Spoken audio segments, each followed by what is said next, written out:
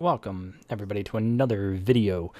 This one, I'm going to be going over some of my concerns with the Destiny 2 reveal. Yes, I am excited for it, so get that out of your mind. I'm not trashing the game. I just have some concerns about it, simply because of 3 years ago. We had all of the same promises, pretty much exploration, co-op, play with friends, everything, and a lot of it was not delivered, especially exploration.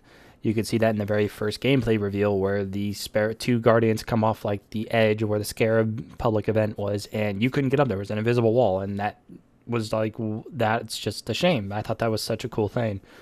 So here are some of my concerns. All right, number one, the PC version of the game will be delayed significantly longer, even though they were showcasing the same builds at the reveal event.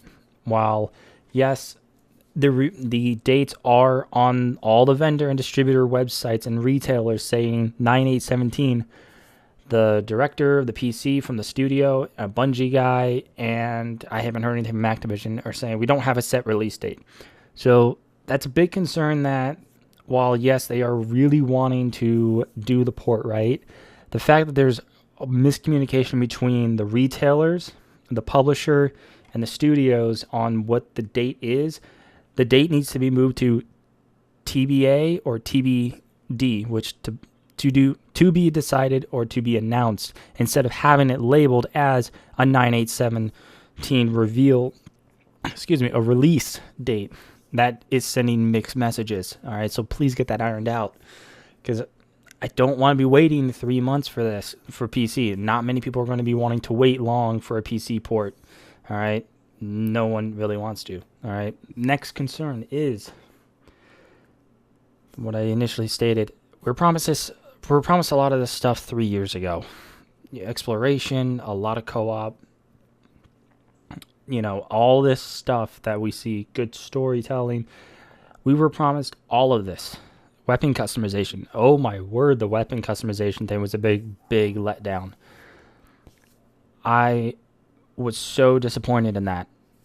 And I was disappointed in the lack of exploration. It was very linear maps with rarely any exploration, really.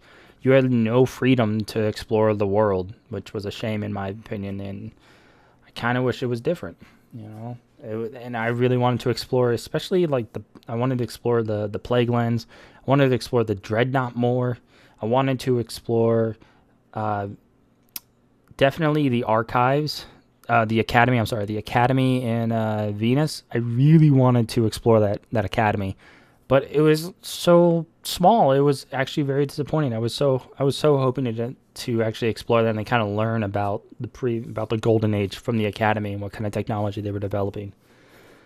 So, think about this opportunity. I'm hoping the promise is delivered this time around. Next, story mission duration. A lot of us realize Rise of Iron had such a short campaign.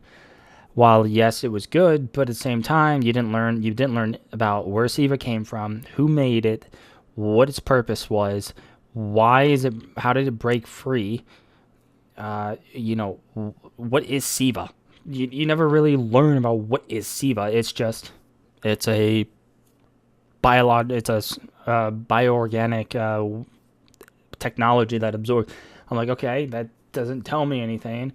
It was actually kind of a shame, in my opinion. I really wanted to learn about it, and then the campaign was so short. You were felt very shortchanged with such a good premise, and some of the missions were short. It was like 2 minutes in a mission, and it was like over, and we all in the next mission. I felt that to be very disappointing because the storytelling was good. They did so much better than what they had done from Vanilla to Taken King up until now. They really had kind of done a great job up until then, and especially with cinematic storytelling. Taken King just put the bar right up there, just way up there. It was such a good job. So I was really hoping for more, but unfortunately, I'm really excited that from the looks of it, the opening mission, Homecoming, looks to have a multi-stage to it, kind of like the Halo 2 mission where it's defend the station.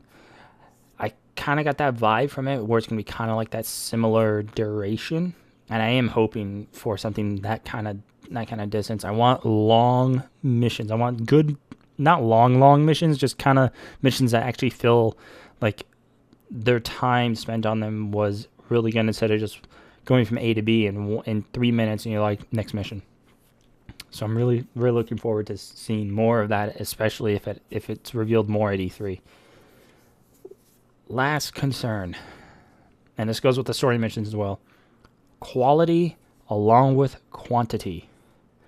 New weapons, new armors, new strikes, another raid. And raids have always had decent quality along with quantity to it. But again, it goes back to the story missions. You had quality in Taken King and Rise of Iron, but you didn't have quantity. The main story missions in Rise of Iron and Taken King, you could beat within 3 hours. Not even that. Like, you could beat that within 3 hours you could beat that. Rise of Iron, you could beat it within an hour. That, for some people, they did that, and that was actually a real big shame. But I understand why they did it. Everything's focused on Destiny 2. But I'm hoping for Destiny 2 to have, story-wise, to have quality storytelling on top of quantity, because they say the more Destiny story missions than the first Destiny. I said, wonderful. So those are just some of my concerns, guys. Remember, it's all about, what we've been promised 3 years ago, but I have high hopes for the game. I'm really excited about it, and I'm looking forward to E3 next month. So I hope you all enjoy it.